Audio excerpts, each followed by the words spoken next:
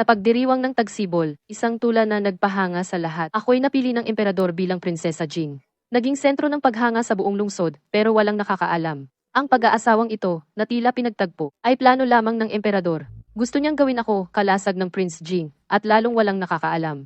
Ang prinsipe na sinasabing mahina at madalas magkasakit, ay ibang-iba sa unang gabi ng kasal. Paulit-ulit siyang humingi ng tubig. Pinagpagod ako hanggang sumikat ang araw. Saka lang ako nakahinga sandali. Sa ikalawang araw, pumunta kami sa palasyo.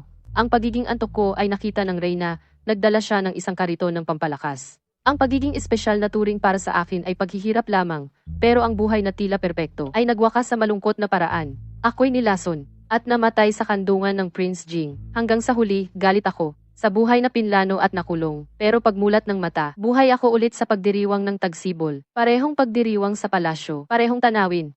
Pero ang tula na dapat ako ang babasa, ay binasa ng pinsan kong Shen Qingru. Siya'y tumanggap ng papuri sa entablado, at tumingin sa akin ng may paghamon. Kung gusto niyang kunin ang titulo, hayaan ko siya. Habang lahat ay abala sa papuri, lumabas ako ng di oras. Pag-uwi, inipon ang mga gamit gustong lumayas agad sa lungsod, para iligtas ang kapatid kong malapit mawalan ng paa at iwasan ang Prince Jing na tila demonyo. Pero pagdating sa pintuan ng lungsod, at handang sumakay ng kabayo, isang matangkad ay humarang sa harap ang Prince Jing. Galit sa mata, ay nakaturo sa akin ng gigil. May bahid ng lungkot sa tingin.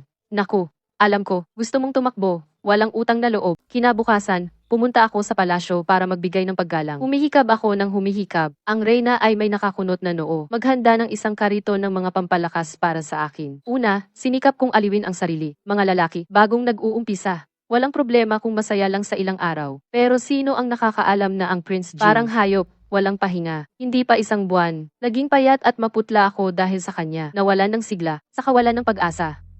Nagmungkahi ako na maghanap ng mga pangalawang konsorte para sa kanya. Para hatiin ng ilang babae ang hirap ko. Ang dating nakangiting mukha ng Prince Jing naging malungkot. Tinanggihan niya ng may masamang mukha. Wala ng bagong kasal na prinsesa. At sa loob ng isang buwan ay magkakaroon ng mga alalay. Hindi pwede. Pinagtiis ko. Pagkalipas ng 3 buwan, hindi ko na matiis. Nagmungkahi ulit ako. Ang mukha ng Prince Jing ay naging mas masama. Ang prinsesa ay napakadaring. Hinayaan mo ako sa iba. Pagkatapos, hinawakan niya ang aking baba at ginulo ang aking mga labi. Isang magandang gabi. Pagkalipas ng 1 taon, walang pagbabago sa aking tiyan. Ang reyna ay nagsimula ng mode ng pagpapadali ng pagbubuntis. Nang malaman ito ng Prince Jing, pumunta siya sa palasyo ng galit. Pagbalik, may dala siyang isang kariton ng mga pampalakas para sa mga lalaki. Pumasok siya sa kusina, habang nagluluto ng sabaw at nakangising ngiti. Ang buhay ay maikli, kaya't magsaya habang maaga. Nang gabing iyon, ako ay muling napilitang hindi makatulog. Talaga? Ayoko ng lahat ng mga sabaw na pampalakas. Lahat. Pagkalipas ng 3 taon, walang pagbabago sa aking tiyan. Sa pagkakataong ito, ang reyna ay hindi na nagmamadali. Habang ang Prince Jing ay ipinadala ng emperador sa labas ng lungsod para magtrabaho, direkta niyang pinangunahan ng matandang babae. Ang 2 magagandang babae, alam ng matanda, ang ugali ng kanyang anak. Plano niyang magsimula bago mag-ulat. Sa bahay ng prinsipe, ako ay walang ginagawa. Walang ginagawa, hinahanap ko ang mga 2 babae para makipag-usap. Matagal naming nag-usap at kami ay naging mabuting magkapatid. Walang ginagawa. Ibinahagi ko rin ang mga isang basket ng mga larawan ng pag-iwas sa apoy na kinolekta ng Prince Jing sa mga nakaraang taon. Sa kanilang 2, ang 2 babae ay hindi pa nakaranas.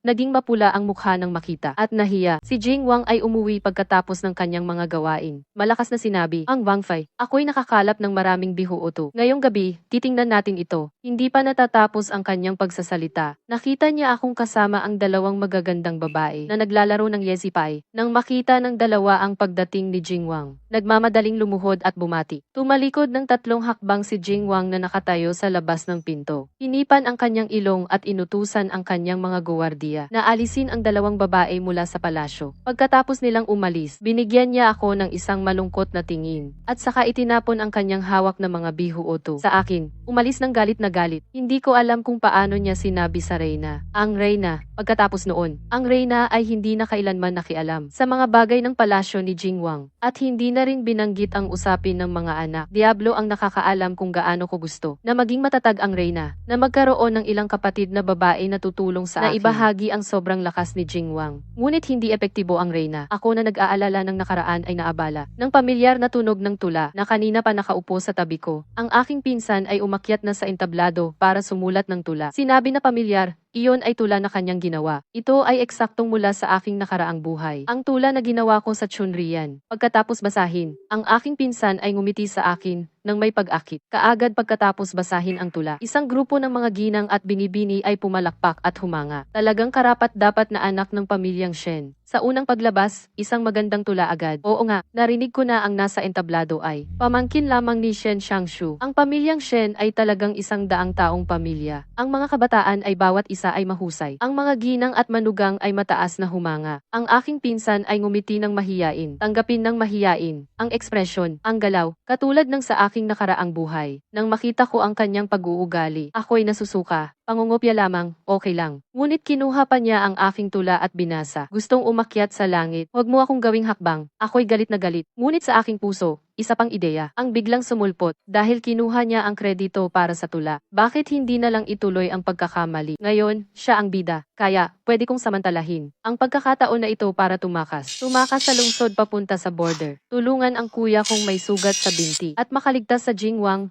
ang malisyosong hayop. Hindi na ako pipilitin uminom ng mga tonic. Hindi na ako magiging lethargic araw-araw. Walang gana sa kahit ano. Kaya, simulan na. Gamit ang dahilan na pupunta ako sa CR. Kasama ang mga alila, tumakas ako. Pagkalabas ng courtyard, narinig ko ang parehong sinabi sa nakaraang buhay ko. Maganda ang tula, may premyo. Ang nagsalita ay ang emperor na bored at naglakad-lakad lang. Kapag siya narito, ang emperor narito. Takas, ang alila Wanqing, humihingal. Miss, bakit ka tumakas? Ang pagkakataon para magpakita, ibinigay mo sa babae mula sa third house. Ang mahinahon na Shuyaw, sinaway siya, huwag kang magsalita ng ganyan. Ang gagawin ng miss, dapat lang sundin ng mga alila. Wanqing, hindi makapagpigil ng galit, pero hindi kayang sumagot sa Shuyaw. Galit na nagsabi, Miss, babalik ka sa bahay. Tumango ako, tumakbo ng mabilis, bumalik sa bahay, lumabas ng lungsod, puntahan ang kuya sa border. Tulungan ang kuya. Shuyaw, narinig ito at nagkunot noo. Hindi pwede. Wanqing nagroll ng mata. Shuyaw, ano ba? Kanina, sinabi mong sundin ang miss. Shuyaw, namula sa hiya, ang alila.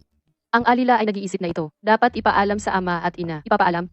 Walang kwenta. Kapag ipinaalam, hindi ako makalabas ng lungsod. Walang pamilyang may mataas na posisyon na papayag na ang hindi pa nag-asawa na babae sa bahay ay may ganitong kakatuwang ideya. Kahit meron, dapat pigilan sa simula. Base sa pagkakakilala ko sa emperor sa nakaraang buhay, hindi siya magagawa. Ipagkaloob ang pinsan ko sa Jingwang. Ang ama ng pinsan ko ay maliit na opisyal. Ang ina ay galing sa pamilyang negosyante. Hindi kayang protektahan ang Jingwang. Kapag ako nandito pa sa lungsod, ang pag-aasawa na ito, ibibigay niya sooner or later. Ang gusto ng emperor, kahit walang dahilan, maghahanap siya ng dahilan. Ngayon, ang timing, lugar, at tao ay tama. Kapag hindi tumakas ngayon, ano pa ang hinihintay? Kapag nakalabas na ako sa kabisera, ang emperador na alipin ng kanyang anak, ay tiyak na hindi ako ipakakasal kay Prince Jing. Hindi niya hahayaang ang kanyang bunso ay mag-asawa ng isang babaeng suwail at rebelde. Pagbalik ko sa mansyon, si Ling Yue na nagbabantay. Nang malamang pupunta ako sa hangganan para hanapin si kuya, ay tuwang-tuwa at talon ng talon. Ang tagal ko nang hindi nakikita ang panganay na Ginoo at si kuya. Ang kuya ni Lingyo,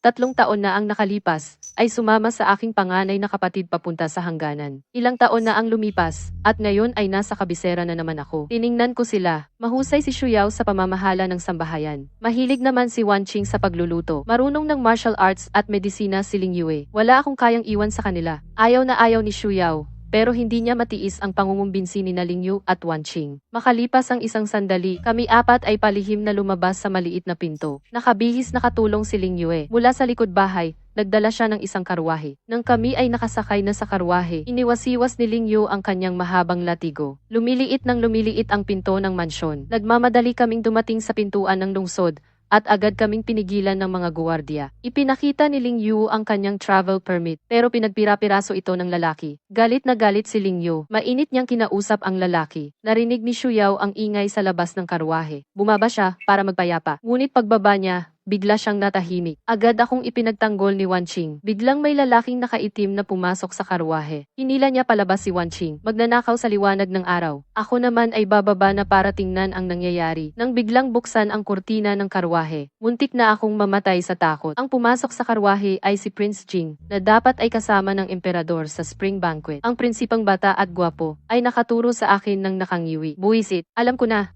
Tatakas ka talaga, walang pusong tao. Lahat ng lakas ko ay ibinigay ko sa'yo, tapos tatawagin mo akong bakal na kalabaw. Ang lupit mo naman. Habang nagsasalita siya, namumula ang kanyang mga mata. Isang luha ang bigla na lang nahulog. Hindi ko kayang tiisin ang pag-iyak niya dahil sa matagal na nakasanayan. Hindi ko napigilan ang sarili na yakapin siya. Ang Prince Jing ay nagwika. Bago ang kamatayan, sinabi mo na hindi mo na gustong makita ako. Hindi ko tutuparin ang gusto mo. Sumasakit ang ulo ko. Ano ba ang nangyayari? Kapag mulit, kasama ba ang buong pamilya? Mahigit 10 taon na kami mag-asawa. Ang Prince Jing ay lubos na nakakaalam sa akin. Inalis niya ang yakap ko. Namumula ang mata niya habang nagrereklamo.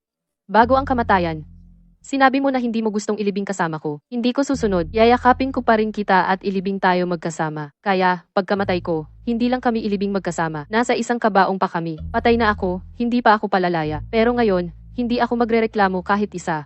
Baka hindi siya makapigil sa pag-iyak. Kahit anuman ang mangyari, hindi mo ako dapat iwan. Matigas ang pag-iling ko at hindi siya tinitingnan. Ang luha ng asong gubat ay madaling makalito. Talagang iiwan kita. Talagang dapat kang iwan. 13 taon na kami mag-asawa. Maliban kapag may regla ako, halos walang pahinga siya. Nasira na ang bukid. At ang mga iba't ibang tonic, ayaw kong inumin. Sa nakaraang buhay, kinain ko ang tonic buong buhay pero walang anak. Tuwing may pagtitipon sa palasyo, nakikita ko ang ibang prinsesa, kasunod ng mga anak, labis ang inggit ko. Sa gabi, sinabi ko sa Prince Jing na gusto ko ng anak. Nagniningning ang mata niya. Sinabi niya na bibigyan ako ng mga anak. Pagod sa buong gabi, hindi maliit ang bilang ng mga anak na binigay, pero walang nagbunga. Sinabi ko na nagtatanim lang siya, pero walang tumutubo. Sinabi niya na ang mga anak ay nagmamalasakit sa akin. Natatakot sa hirap ko, kaya hindi tumutubo. Kahit anuman ang sabihin ko, may dahilan siya para sumagot. Pagkatapos, napagod ako. Naisip ko na kunin ang anak ng kamag-anak para magmana ng palasyo. Sa unang balita ng pagkuha, ang Prinsesa Rui ay dumating kasama ng pangalawang anak. Ang walang isip na Prince Rui, sa pagpupulong, ipinagmalaki sa Prince Jing na ang prinsesa niya kasama ng pangalawang anak ay pumunta sa palasyo ng Prince Jing para usapan ang pagkuha. Nag-init ang sitwasyon. Hinawakan ni Prince Jing ang kanyang hoverboard at ibinato ito sa ulo ni Prince Rui. Hindi na siya dumalo sa court assembly. At pagkalabas ng palasyo, sumakay siya sa kabayo at nagmadaling bumalik sa kanyang palasyo. Dito, hindi pa man nakakapagmano sa akin ang bata. Inihagis na ni Prince Jing ang bata. Hindi niya inalintana ang presensya ng iba. At niyakap ako ng mahigpit. Nahiya ng husto si Princess Rui. Dumausdos siya sa tabi ng pader, kinuha ang bata, at tumakbo na parang may asong humahabol sa kanya. Kung gusto mo ng anak, ako na ang magiging anak mo. Wala akong pakialam. Ayaw kong may ibang magbahagi ng atensyon ko dahil sa kanyang pag-aasar. Hindi ko na muling nabanggit ang usapin tungkol sa pag-ampon. Pagkatapos noon, kumalat sa buong kabisera ang balitang si Prince Jing ay lubos na tapat at dakila. Kahit na ang kanyang asawa ay walang anak sa loob ng maraming taon, hindi pa rin siya kumuha ng ikalawang asawa. Ako ay naging isang matinik sa mata at lason sa puso ng mga kababaihan sa kabisera. Si Prince Jing naman ay naging perpektong lalaki at pangarap na pag-ibig sa puso ng mga kababaihan. Gusto kong magkaroon ng anak. Talagang gusto ko. Gusto kong may dagdag na taong magmamahal sa iyo. Nanginig ang labi ni Prince Jing at muling naiiyak. Mabilis kong tinakpan ang kanyang bibig. Huwag kang umiyak. Kung umiyak ka pa, kahit magmungha na lang ako habang buhay, hindi kita pakakasalan. Pinigilan ni Prince Jing ang kanyang luha. Ngunit tuluyan na itong bumuhos. Bumuhos ang kanyang luha. Nagrereklamo siya ng paungol. At nang hindi siya makapagpaliwanag,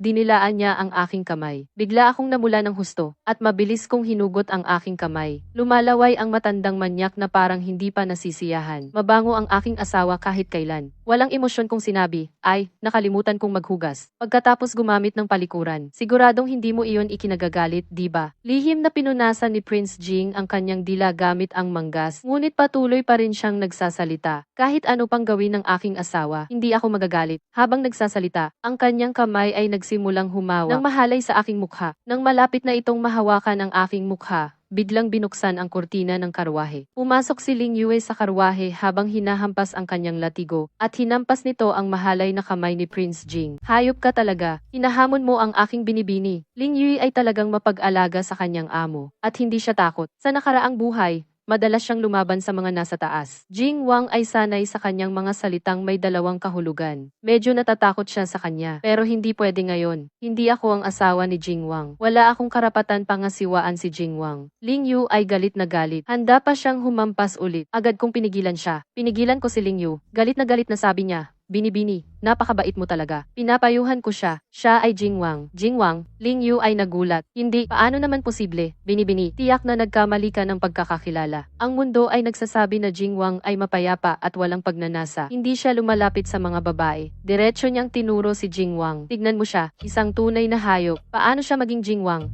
Talagang nakakalito ang mga chismis. Ling Yu ay medyo nahihiya at umiling. Medyo malakas ang hampas ko. Naiyak ang hayop dahil sa hampas. Sumunod sa tingin ni Ling Yue. Tumingin ako sa likod. Oo nga, Jingwang, na nakapulupot sa sulok, ay tahimik na inilabas ang kanyang braso. Ipinakita ang namamaga at mapula-pula na braso dahil sa latigo. Ang mga luha ay parang libreng tumutulo. Ang ganda ng lalaki kapag umiiyak, parang nasa langit. Siguro napansin niya na tinitignan namin siya. Jingwang, na kanina ay mukhang hayop, malungkot na nagsabi, walang problema, ako ang nagkamali sa binibini Shen. Nakita ko lang ang taong gusto ko. Hindi ko napigilan ang sarili. Sana hindi ka magalit, binibini Shen. Grabe, nakakalambot ng puso. Huwag mong gamitin ang green tea tactic. Ang mga salita niya, nagreklamo, nagpahayag ng hirap, nagpatunay, at sa huli, nagpahayag ng damdamin. Isang aksyon, 4 na resulta. Ling Yu ay natakot at lumuhod. Patuloy na humingi ng tawad. Hindi ko matanggap. Handa akong kunin ang gamot sa bag para ipahid sa Jingwang. Jingwang ay kumuha ng panyo mula sa dibdib para punasan ang luha. Mabilis na tumayo. Hindi niya binigyan ako kahit isang pagkakataon para magbayad puri. Seryoso niyang sinabi, tumayo ka na. Hindi kita sinisisi. Tama lang na protektahan mo ang iyong amo. Lahat ng nangyari ngayon, kasalanan ko. Humihingi ako ng paumanhin kay Miss Shen. Sana'y patawarin mo ako. Ipapaghanda ko ulit ng travel pass si Miss Shen. At magpapadala ako ng ilang tagapagbantay para sa inyo. Habang sinasabi ito,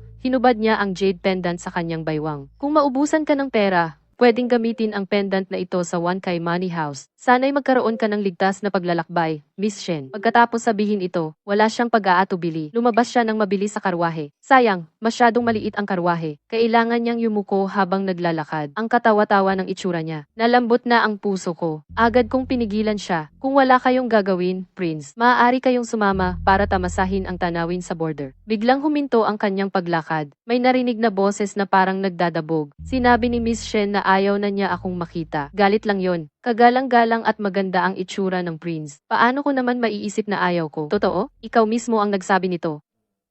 Hindi naman. Nadala na naman ako sa kanyang usapan. Kasalanan to ng hindi matatag kong puso. Ngumiti si Prince Jing na parang tanga. Nagalit si Ling Yu at sinipa ang sahig. Miss, magkasamang maglalakbay ang isang lalaki at babae. Ano ba ang iniisip ninyo? Parang may ibig sabihin. Iniangat ni Prince Jing ang kanyang manggas. Sinipa ni Ling Yu ang sahig. Ay, ako, umiling ako at natawa. Tangang bata, paano mo makakalaban? Ang isang tusong lobong nabuhay na ng 2 buhay. Nang sumama si Prince Jing, walang naging hadlang sa aming paglalakbay. Hindi kami hinadlangan ng mga ipinadala ng aking mga magulang. Sumama pa sila sa amin hanggang border. Sa ngalan ng pagbisita sa aking kuya sa border. Ang totoo, ipinadala sila para bantayan si Prince Jing. Ibig sabihin, dahil kilala si Prince Jing na hindi interesado sa babae, kaya hindi gaanong nag-alala ang aking mga magulang. Kung ibang tao ito, matagal na sana akong ibinalik sa kabisera. Mali silang lahat. Si Prince Jing ang pinaka-interesado sa babae. Madalas siyang magpakita sa araw-araw. Nagmamalaki ang Jingwang, sumakay sa kabayo at sumabay sa karwahe ko. Binibining Shen, ngayong hapon, darating sa Jicheng. Ang prinsipe Shen mismo ang sasalubong. Nakikita ko ang pagyabang ng taong mayabang. Sa nakaraang buhay, ang kuya ko bumalik sa kabisera pagkatapos ng kasal ko. Ang unang ginawa pagbalik sa kabisera ay pumunta sa palasyo ng prinsipe para makita ako kahit may pilay. Pagkakita sa akin, puro hingal, walang sigla, galit na galit, naglaban sa Jingwang ng buong araw. Sa dapit hapon ng araw na iyon, napilay at napuruhan, ang Jingwang ay dinala ng mga guwardiya. Labis ang pag-aalala ng emperatris. Hindi nagkulang sa pagpuna sa akin. Ang Jingwang ay nag-ungol, sinabing hindi siya marunong. Pinilit makipaglaban sa kuya. Nag-aalala ang emperatris. Parang gusto niyang araw-araw ay nasa tabi ng anak. Makalipas ang kalahating buwan. Ang pagkatalo niya sa kuya, nalaman ng buong kabisera. Ang Wang na walang kahihiyan. Biglang nagkaroon ng kahihiyan. Ang mga sugat niya dapat ay gumaling sa kalahating buwan. Pero tumigil siya sa palasyo ng prinsipe ng 3 buwan. Nahirapan ako. Dati, sa araw ay nagtatrabaho siya. Masaya ako sa katahimikan. Sa 3 buwan, walang tigil. Hindi ko alam kung saan galing ang lakas niya. Tinawanan ko siya sa kawalan ng pagpipigil. Sinabi niya, nagpigil siya sa babae ng 20 taon. Dapat ay bawiin ang nakaraan. Para ako ay magbayad sa kuya. Dahil pagkatapos gumaling, agad-agad pumunta sa palasyo ni Consorte Shan sa gabi. Ginising ang emperador para huwag pagalitan ng amang emperador ang kuya. Nabuwag ang emperador sa kasiyahan. Kinausap siya ng buong gabi. Pangalawang pagkakataon, nagdala ng maraming pampalakas sa mansyon. Araw-araw pinainom sa akin. Hindi ko maitatanggi. Pagkatapos uminom ng mga pampalakas, talagang gumaling ang pakiramdam ko. Bago pumunta sa hangganan ang kuya, hindi na nakahanap ng dahilan para makipaglaban sa kanya. Pagdating sa tarangkahan ng lungsod, malakas ang bati ni Ling Yue. Magandang araw, prinsipe. Suot ko ang sombrero ni Shuyao. Hinila ako ni Wan Qing sa karwahe. Nagbigay galang sa kuya. Nang mas maaga pa bago pumasok sa lungsod, bumalik siya sa kanyang karwahe at nagpalit ng damit ng prinsipe. Sa oras na ito, nakatayo ng matikas at mayabang nakasakay sa kanyang kabayo. Ang mapagtanim na lobo na ito. Ang kuya ay nagdala ng mga sundalo, binigyan ng malaking paggalang ang Prince Jing. Nang lubusang tinanggap ni Prince Jing ang paggalang sa kabahagyang tumango.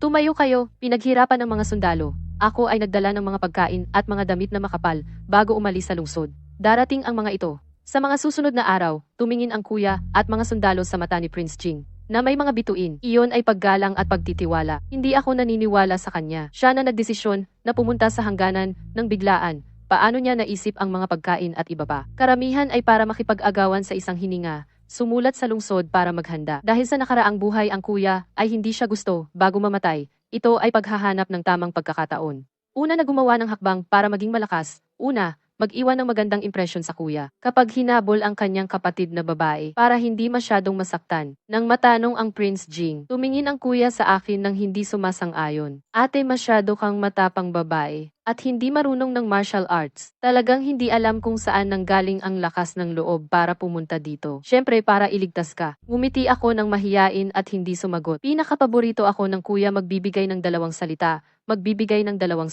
Hindi niya ako talagang pauuwiin sa lungsod. Ang Prince Jing na nakaupo sa kabayo at nagpapakitang gilas ay umubo ng ilang beses. Pangalawang General Shen, magdala ng daan. Opo, Prince. Nang sumagot ang kuya, una, hinawakan ako sa karwahe saka sumakay sa kabayo. Iwinasiw ang latigo ng kabayo at nagdala ng daan papunta sa bahay ng general. Sumunod ang Prince Jing sa kanyang likuran. Ang karwahe ko ay dumaan sa ibang daan, papunta sa tirahan ng kuya. Ang kuya ay bumalik ng gabi. Sa likuran ay may dala na lasing na Prince Jing, napagod at puno ng pawis. Nang marinig ko ang balita, tumakbo ako sa sala. Inilagay ng kuya ang Prince Jing na nagwawala sa malambot na kama. Ang prince ay nahulog sa isang baso. Tingnan ang pulang mukha na ito. Hindi ako gumalaw.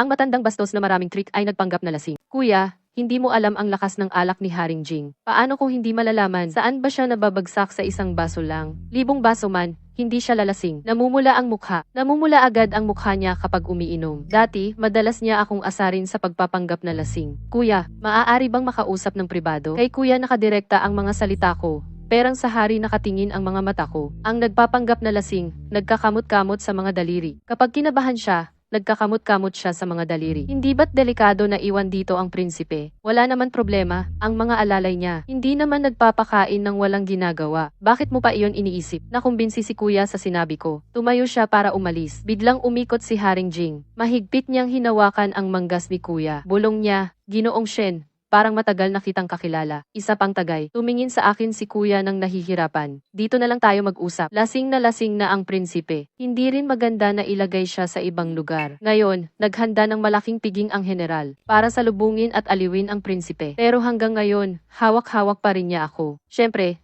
ayaw kanyang bitawan. Paano kung tumakas ka? Hindi ba't siya na lang ang maiiwan sa kuta ng general? Kuya, ang sweet mo naman. Gusto lang niyang sumama sa iyo pabalik. Sa buong biyahe, 3 katulong at ang mga guwardiya ay mahigpit akong binabantayan. Ni hindi man lang ako mahawakan ni Haring Jing. Halos hindi nga niya ako nakikita. Tuwing may dahilan siyang lumapit, pinagbabawalan siya ni Shuyao sa dahilang di naaayon. At ng mga karayom sa kamay ni Ling Yu. Nang makarating sa hangganan, itinapon naman siya sa kuta ng general. Syempre, ayaw niya noon. Syempre, hindi ito pagmamayabang, kundi tiwala mula kay Haring Jing. Itong mga nakaraang araw, ingatan mo ang katawan mo, kuya. Nagulat si kuya. Bakit? Ngayon, kumain ako ng 8 mangkok ng kanin at tinalo ko ang maraming sundalo sa laban. Mabuti naman ang pakiramdam ko. Ito, paano ko sasabihin ng mahinahon kay kuya na magkakasakit siya sa binti sa hinaharap? Hindi ko naman pwedeng sabihing muling nabuhay ako. Sasabihin ko na talaga. Natatakot ako na baka hilahin ako ng kuya para magpalayas ng masamang espiritu. Sobrang superstitious siya. Shen, ulit.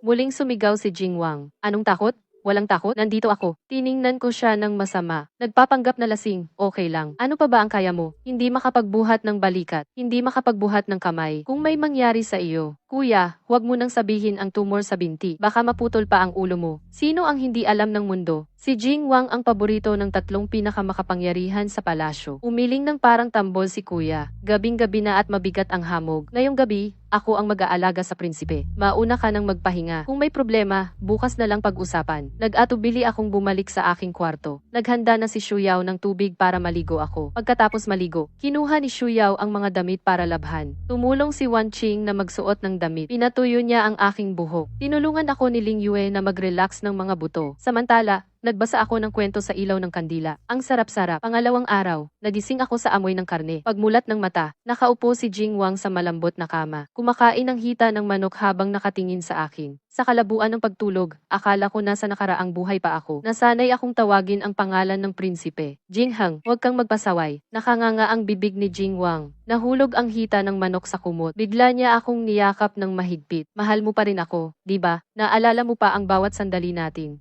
Bigla akong nagising nang maipit ako. Ngayon, dalaga pa rin ako. Paano nakapasok ang matandang manyak na ito? Nasaan si Ling Yue? Nasaan si Shuyao? At si Wan Qing? Ang hita ng manok na hawak niya. Malinaw na ginawa ni Wan Qing iyon. Tumayo ka. Lumaban ako ng buong lakas. Niyakap ako ni Jing Wang habang umiiling at naglalambing. Ayaw ko nga. Sumigaw ako nang nagkaroon ng goosebumps. Tao, ngumiti nang nakakainis ang prinsipe. Sumigaw ka. Kahit sumigaw ka hanggang mapunit ang lalamunan mo, walang darating. Ngayon, kailangan mong yakapin ako. Hindi ko maintindihan. Sinimulan kong kausapin siya. Vanya, sa ngayon, ako ay hindi pa nag-aasawa, at ikaw ay hindi pa rin nag-aasawa. Ang ganito mong pag-uugali ay makakasira sa reputasyon ko. Nagpumiglas ang Wang Ye ng ilang saglit, pero tumayo rin siya. Tama nga, hindi pa ako humingi sa ama ko ng atas para sa kasal. Hintayin mo, sa hinaharap, babawi ako ng doble. Huwag kang mag-alala, makakapagpigil ako para sa iyong reputasyon. Magpipigil ako hanggang sa araw ng kasal. Talagang Ninja Turtle ka. Napakakapagpigil mo. Hindi ako nagbibiro sa iyo. Sa buhay na ito, Shen, Jia Qingqi ay maglalakbay sa buong mundo. Ayaw kong ginigisa araw-araw. Vanga, bakit mo pinipilit ang isang tupa? Bakit mo paulit-ulit kinakain ang isang ulam? Ang paksa ay isang sensitibong bagay para sa kanya. Kapag nabanggit, siguradong magagalit. Hampi, naghingi ng malumanay. Naiinis ang Wang Ye at umalis. Habang tumatakbo, nadapa siya sa pintuan. Ang pagdapa, nagbalik sa kanya ang pag-iisip. Muntik ko na makalimutan ang dahilan ng pagpunta ko. Nasugatan ang kuya. Nagulat ako. Nasugatan ang kuya. Nag-aalala ako sa puso. Mabilis kong sinuot ang damit. Kinuha ang maliit na kahon ng gamot at umalis. Wang Ye ay naghihintay sa labas para sumama. Bakit nasugatan siya ngayon? Sa nakaraang buhay, ang balita ng sugat ng kuya ay dumating sa lungsod pagkatapos ng kasal ko. Wang Ye,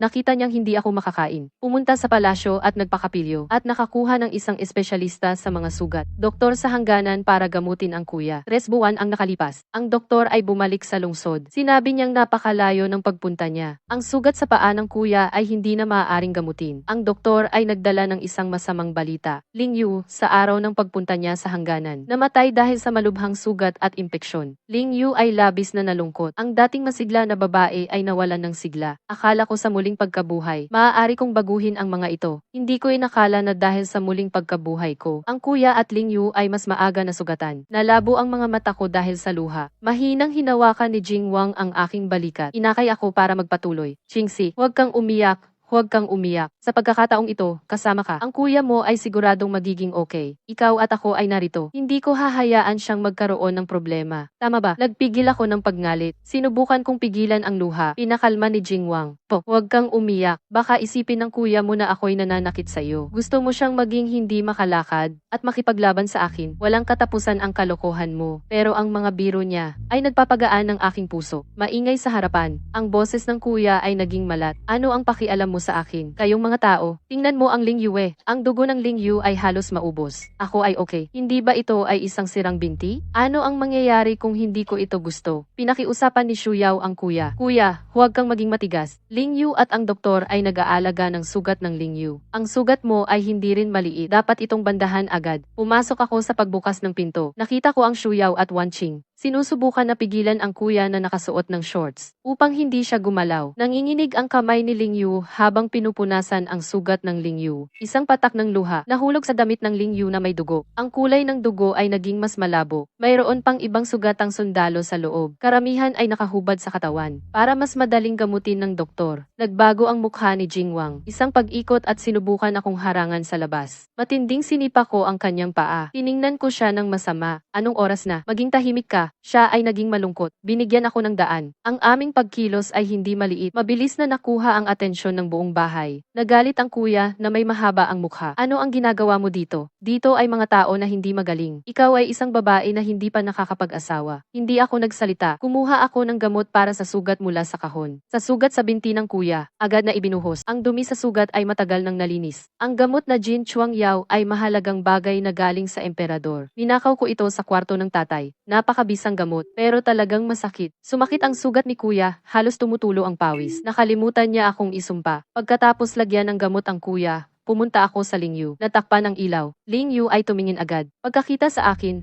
ang dating umiiyak ng tahimik ay nagwala sa pag-iyak. Aakyat. Ang kuya ko ay malubhang nasugatan. Ibinigay ko sa kanya ang kahon ng gamot. Ling Yu, kailangan kang magpakalmado. Ang gamot sa kahon, gamitin mo kung may pakinabang. Ang buhay ay mas mahalaga. Ling Yu ay tumanggi. Ayaw gamitin. Ang mga gamot na ito ay galing sa emperador. Hindi dapat gamitin ng kuya ng isang katulong. Diretso kong binuksan ang kahon ng gamot. Ling Yu ay tagapagligtas ng buhay ng kuya ko at tagapagligtas din ng pamilya Shen. Walang dapat pag-aalinlangan. Ikaw, gamitin mo lang. Pagkatapos huminahon ang kuya, lumapit ang Wanqing at Xu Yao. Kasama ko silang nakiusap sa Ling Yu. Ling Yu gamitin mo nang walang pag-aalala. Ling Yu ay tumango. Malaking utang na loob, akyat. Hindi ko mababayaran sa buong buhay ko. Huwag magsalita ng walang kabuluhan. Magligtas ng buhay. Ang gamot sa kahon ay galing sa emperador. Lahat ay ninakaw ko. Sa kwarto ng tatay, bago ako umalis. Ling Yu ay unang naglagay ng Zishuesan sa sugat ni Ling Yu. Pagkatapos, pinili ang ilang halamang gamot at ibinigay sa Wanqing para ipatimpla. Kumuha ako ng bote ng Jin Chuang Yao at ibinigay sa doktor ng hukbo para gamitin sa mga sugatang sundalo. Nag-isip ang doktor ng hukbo at nagpahayag, ito ay Jin Chuang Yao na galing sa emperador. Oh, marami pa sa kahon. Kumuha ka lang pag naubos. Malaking utang na loob, akyat. Ako, ang doktor ng hukbo ay nag-isip at ang matagal ng tahimik na Wang ay sumigaw.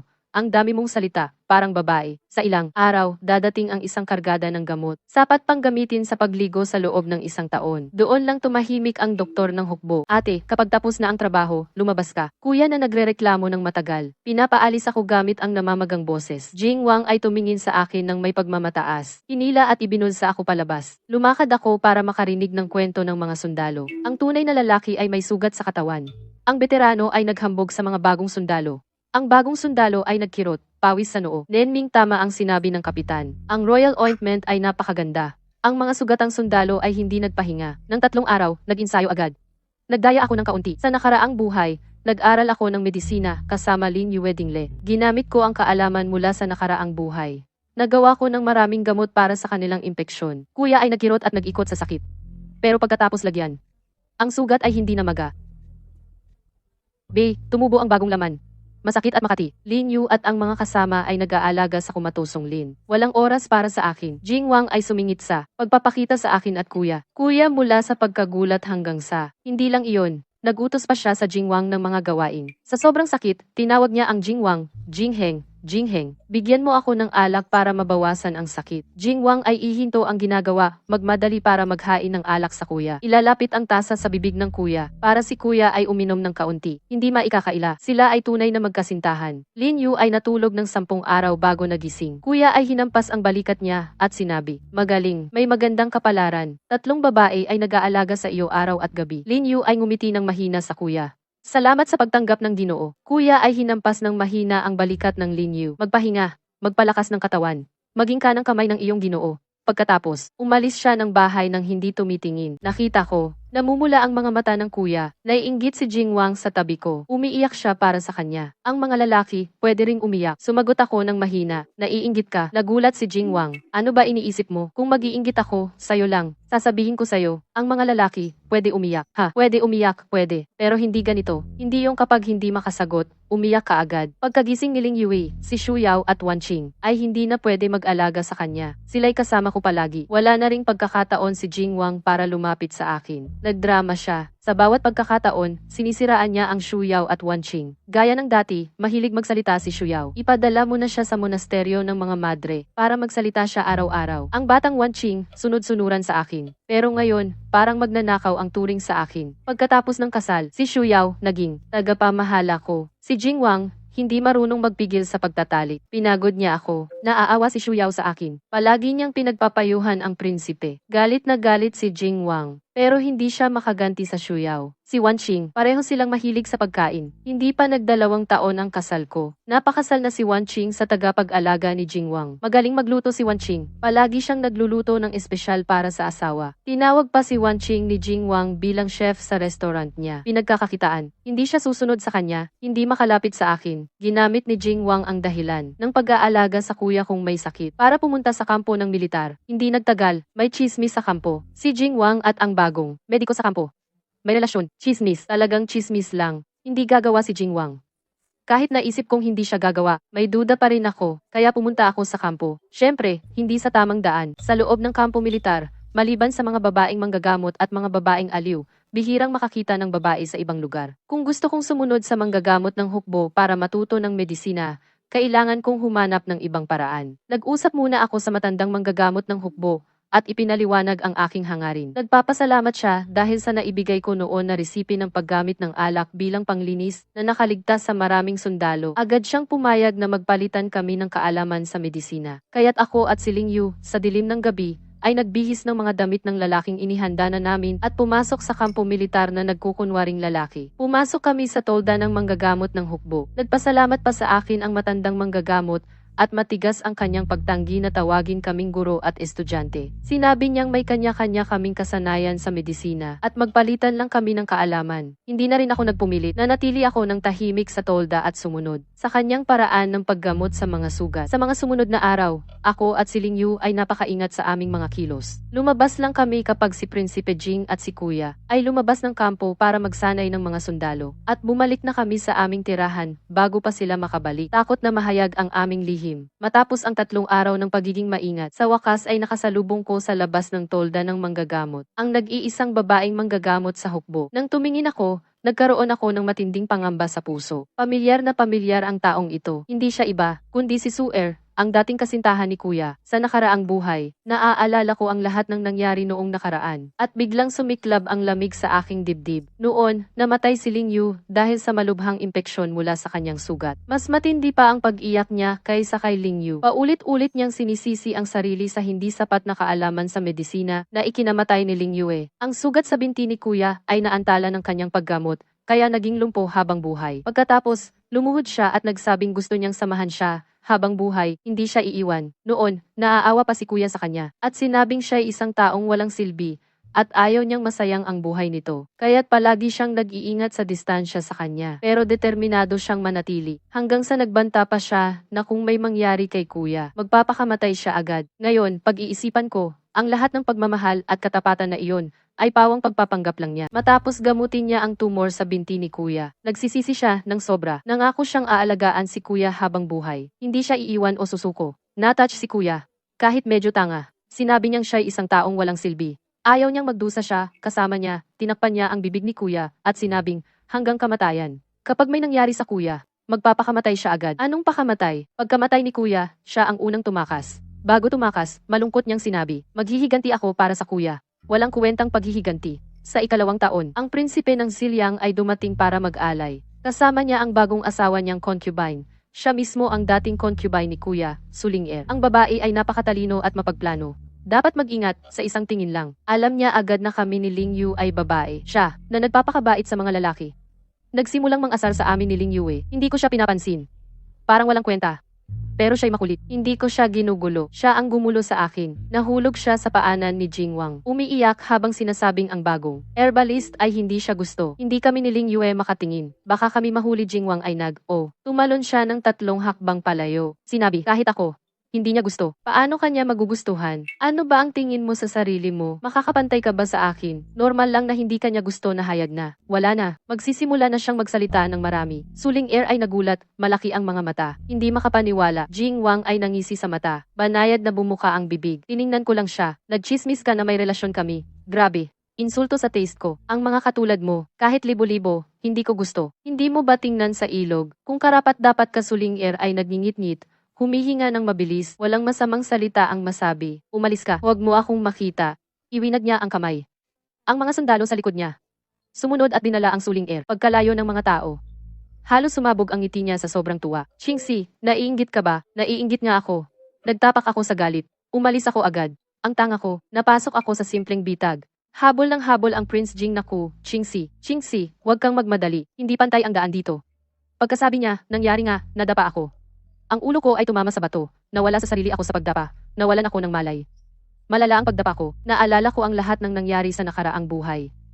Ang kuya ko ay pinatay ng kanyang concubine, Suling Er, gamit ang mabagal na lason. Ako ay pinatay ng pinsan kong babae, Shen Qingro. Alam kong may lason ang tsaa. Ininom ko pa rin.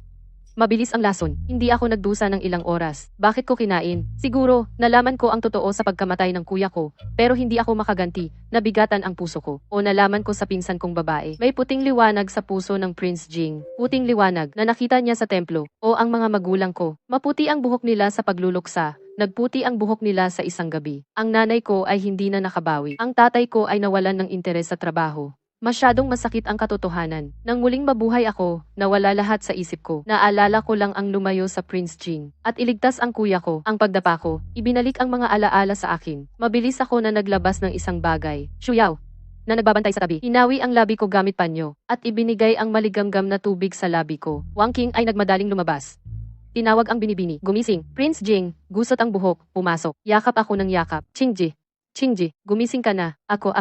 Muntik na ako, mabaliw ng kuya mo. Sinubukan kong itulak ng ilang beses. Hindi siya gumalaw. Tanong ko sa kanya ng malamig. Sino ang nasa larawan? Bitawan mo ako, Jing Wang. Matagal bago niya sinabi. Naalala mo na. Hindi rin maaasahan ang kalbo. Hindi niya maayos ang simpleng bagay. Tiningnan ko siya ng malamig. Nag-iling siya, Jing Wang. Huwag ganun. Ikaw ang nasa larawan. Ikaw talaga. Sinamaan ko siya. Anong kalokohan? Hindi ako nakapunta sa templo na pinuntahan niya. Sa larawan, ang batang babae nakahawig ko ng 80%. Paano ako yun? Baka nakalimutan mo. Ang kuya mo, pumupunta sa templo tuwing 1 at 15. Sa sinabi niya, naalala ko nga, mahina ang kapalaran ng kuya. Natatakot ang magulang na maagang mamatay siya. Tuwing 1 at 15, dadalhin siya sa Hugo Temple para magpalipas ng gabi. At ako, salungat sa templo. Tuwing pumupunta ako, siguradong magkakasakit ako, kaya hindi ako dinadala ng magulang. Noong bata ang kuya mo, kinuha niya ako bilang kapatid. Madalas niya akong dalhin pababa ng bundok. Madalas niyang sabihin, ikaw ang pinakamagandang kapatid sa mundo. Sa tingin ko rin, pagkatapos sabihin, namula siya at nagsabi, noong bata ka, parang malambot na bola. Pinisil ko ang mukha mo, may marka sa mukha mo, may isang pagkakataon, nalaman ng kuya mo. Lumabas ako ng bundok para tingnan ka. Nag-ingat siya sa akin. Hindi na ako pinayagan makita ka. Nainis ako. Kinuha ang larawan mo na ginawa niya. Pagkatapos maging parang sinulid. Sabi niya, unang pagkakataon kong magnakaw. Pagkatapos natuto ako mag-drawing. Marami kang larawan ginawa ko taon-taon. Nag-isip ako, sabihin mo, ano ang nangyari sa kalbo? Iwas niya ang paksa. Seryoso siyang nagsabi. Pinainterogahan ko ang Suling Er. Siya ay tiktik ng kalaban. Sa kanyang linya, nahuli maraming tiktik. Pagkatapos makuha ang mga lihim, pinainom ko siya ng baymusan, at pinapadala siya. Ipinadala ng marangya sa kalaban. At ang kamag-anak mong babae, Shen Qingro. Nakipagsama ako sa Prince Rui. Nadala ako ng kanyang mga ideya. Sumunod ako sa kanyang sinabi. Pinatay ng walang nakakakita. Sanay ka na sa ganyan. Binigyan pa ako ng 100-day powder. Kahit hindi ako mapatay ng mga kalaban, mamamatay ako sa loob ng 100 araw. Magaling talaga. Sa harap ni Prince Rui, may 3 anak na lalaki at 3 babae. Ang 3 lalaki ay anak ng Princess Consort Rui. Ang 3 babae ay anak ng mga concubine ni Prince Rui. May mga premature. Ang 3 concubine na nagkaanak, hindi na nabuhay. Ang Princess Consort Rui ay napakatalino. Ang Prince Rui ay walang malay. Mahilig sa bago, ayaw sa lumang. Mahirap ang buhay ng pinsan mo, Shen Qingro. Pagbalik natin sa kapital, maririnig mo na ang pinsan mo ay namatay. Kailan tayo babalik sa kapital? Malapit na. Bihira lang magseryoso ang Prince Jing sa harap ko. Hayop na emperador. Sino ang mag-aakala? Ang utos ng pag-aasawa ay makakarating sa border. Sabi niya, ang kababaihan ay hindi nahuhuli sa mga lalaki. At ang mga bayani ay nahihirapan sa mga magagandang babae. Mga walang kwentang dahilan. Sa madaling salita, pag-aasawa lang. Ang Prince Jing ay nakangiti. Alam talaga ng ama ko ang gusto ko. Ang alila ay nagbigay sa akin. At sa Prince Jing ng isang sulat bawat isa. Ang sulat ay isang utang na sinulat ng emperador. Ang sulat ay isang utang na sinulat ng emperador. Ang mga supplies na dinala ni Prince Jing. Mabilis. Inubos ang lahat ng wound medicine sa buong palasyo. Ang emperador ay naghanda ng nagagalit. Nagpakita ng pagkabastos ang matanda. Hindi ako magpapakasal sa anak niya. Ay dapat bayaran ko ang pera niya. Isang kariton ng Imperial Wound Medicine. Mas mahal pa iyon sa ginto. Kahit hati-hati ako, hindi ko mababayaran. Kung hindi mabayaran, magpakasal lang. Ano pa ang gagawin? Sa buhay ko, gusto ko ng anak. Oo, pwede. Pero hindi mo dapat ibahagi ang pagmamahal mo sa akin. Sa anak, deal. Sabi ko na gusto mo ako. Hindi ako naniniwala. Noong una kong nakita ang prinsesa ko, hindi na ako makalakad. Sinabi ni Master Huiming na isang sulyap ay katumbas ng 10,000 taon. Para sa akin, ang pagtingin ko sa prinsesa ko ay katumbas ng 10,000 taon. Gusto kong isama siya sa katawan ko. Ang prinsesa ko ay malambing at mahinahon. Paano ko siya hindi mamahalin? Pero ang prinsesa ko ay palaging gustong mag-asawa ako ng iba. Nagtataka ako, bakit ako mag-aasawa ng iba? Ang prinsesa ko lang ang nasa puso ko. Siya lang ang gusto ko. Nag-adopt si Master Huiming ng maraming asawa. Sinabi niya na sila ay pinili ng Buddha. Tinanong ko kung bakit. Sinabi ni Master na sa mata ng mundo, sila ay masamang panaginip. Sa pagkasilang nila, sinisiraan ang sarili. Ang ina ko, paulit-ulit na sinasabi na ang pagbubuntis ay mahirap para sa mga babae. Noong bata ako, hindi ko maintindihan. Pagkatapos maraming marinig, natakot ako, kaya hindi ko papayagan ang prinsesa ko na magdusa. Umiinom ako ng gamot. Araw-araw ako umiinom ng gamot. Natatakot ako na baka magbuntis ang prinsesa ko. Maraming tao ang nagmamadali sa akin para magkaroon ng anak. Una, ayaw kong magdusa ang prinsesa ko. Pangalawa, ayaw kong may anak na makakagambala sa prinsesa ko. Kahit sabihin nila na ako ay matigas ang ulo, ang prinsesa ko ay dapat mahalin lang ako. Ang ina ko ay umiiyak at nagwawala. Sinasabi na ang walang anak ay malaking problema. Matagal na akong umiinom ng gamot. Wala na talaga akong pagkakataon na magkaroon ng anak. Pinatahimik ko ang doktor. Sinabi sa ina ko na ito ay natural. Ang ina ko ay humahawak sa kanyang prayer beads at nagdaramdam. Nagdaramdam siya na noong isinugo ako sa temple. Tinapos ang pagkakataon ko na magkaroon ng anak. Simula nang malaman ko na kapag umiyak ako, ang prinsesa ko ay magiging mabait. Araw-araw ako naglalagay ng ginger juice sa sleeves ko. Kahit bahagyang pagmasa sa mga mata, lumalabas ang luha. Gumagana palagi. Ang prinsesa ko ay nagsabi habang nagsusuka. Ayaw niya makita ako sa susunod na buhay. Pero hindi ko ginamit ang sleeves ko para masahin ang mga mata ko. Bakit ako umiyak nang hindi makita ang prinsesa ko? Ang taong nagbigay ng lason sa prinsesa ko. Pagkatapos ng libu-libong hiwa, pumunta sa temple para magbayad sala. Kasalanan ko. Ang Shifu Huining na hindi sumusunod sa mga alituntunin. Hinampas ang ulo ko. Sundan mo ako, tanga. Ang magandang buhay ay maikli. Kung gusto mong mabuhay ng matagal, hindi mo maiwasan ang kapalaran. Dahil sa iyong matinding pagmamahal, gagamitin ko ang buong kakayahan ko para matupad ang pangarap mo. Pero kukunin ko ang 30 taon ng buhay mo para iligtas ang dapat iligtas. Gusto mo, pero gusto ko lang siya matandaan ang masaya at kalimutan ang masakit. Sa isang sandali ng pagkabigla, bumalik ako sa araw ng Spring Festival. Ito mismo, naghanap ako ng dahilan para hilingin sa ama ko ang pag-aasawa. Ngayon, gagawin ko rin ito para sa prinsesa ko. Bakit ang taong nagbigay ng lason sa prinsesa ko ang nagbabasa ng tula? Siguro siya rin, kaya ang prinsesa ko ay may memorya ng nakaraan. Naku, ang prinsesa ko ay tatakas. Gusto siyang umalis sa akin. Panaginip lang yan.